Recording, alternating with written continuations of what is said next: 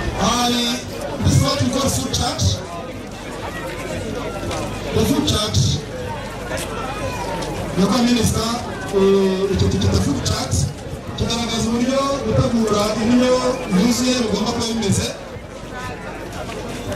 Ni ukuvuga indyo yuzuye hano hari icyo twita food chart cyangwa se igishushanyo kigaragaza uko tugomba gutegura indyo yacu, aho nibura ifunguro ryacu rigomba kuba ririmo 50% bigizwe n'ibitera imbaraga carbohydrates, hanyuma nibura 25% akaba ari ibikomoka ku mboga ndetse n'imbuto.